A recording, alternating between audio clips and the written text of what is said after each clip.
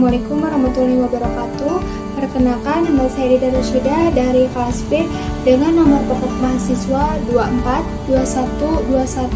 242121111095. Video ini dibuat untuk memenuhi tugas proyek ujian akhir semester mata kuliah teori belajar bahasa dengan dosen pengampu Bunda Weli Noreskartadireja SPD MPD.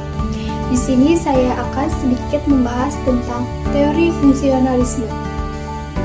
Fungsionalisme adalah teori pembelajaran yang berfokus pada fungsi atau tujuan perilaku manusia dalam konteks sosial dan budayanya.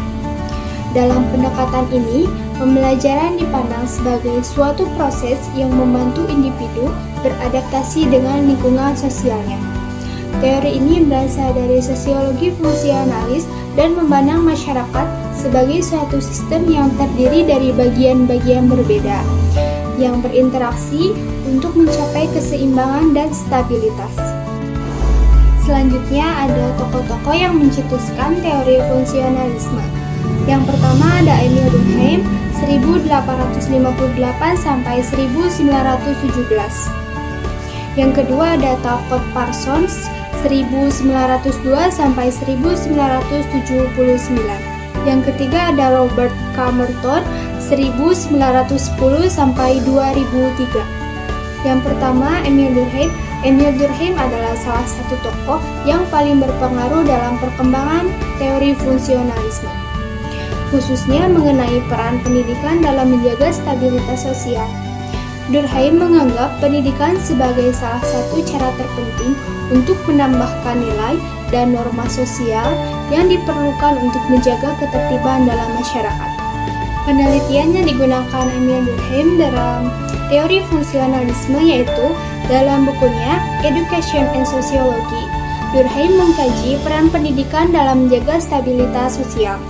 Baginya, pendidikan merupakan alat untuk mewariskan nilai dan norma sosial dari generasi ke generasi.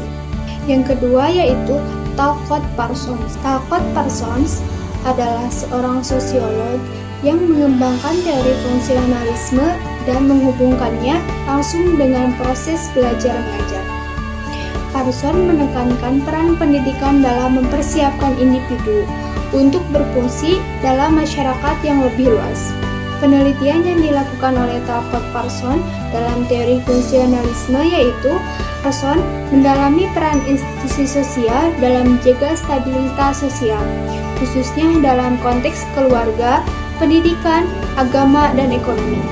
Teorinya menyatakan bahwa semua institusi sosial memiliki fungsi khusus untuk menjaga keseimbangan sosial dan memastikan terpenuhinya kebutuhan masyarakat. Yang ketiga yaitu Robert Camerton. Robert Camerton adalah seorang sosiolog yang mengembangkan lebih lanjut teori fungsionalisme dengan memperkenalkan konsep fungsi terbuka dan laten, yang juga sangat relevan dalam konteks belajar mengajar. Penelitian yang dilakukan oleh Robert Camerton dalam teori fungsionalisme yaitu Merton mempelajari ilmu sosial itu sendiri dalam masyarakat. Dia membahas bagaimana ilmu sosial bekerja untuk memberikan pemahaman yang lebih mendalam tentang hubungan sosial dan cara mengatasi kesenjangan dan masalah sosial. Contoh penerapan teori fungsionalisme dalam kehidupan sehari-hari melalui pendidikan. Pendidikan sebagai alat sosialisasi. Pendidikan dipandang sebagai institusi yang memiliki peran penting dalam mentransmisikan nilai, norma, dan budaya kepada generasi yang akan datang.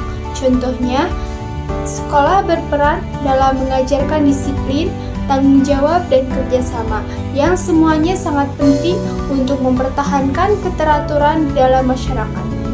Sistem pendidikan juga berfungsi untuk mempersiapkan individu agar dapat berkontribusi sesuai dengan kebutuhan sosial, baik sebagai pekerja, pemimpin, maupun anggota keluarga yang baik. Materi tentang teori fungsionalisme yang dapat saya sampaikan. Mohon maaf apabila terdapat kesalahan. Terima kasih.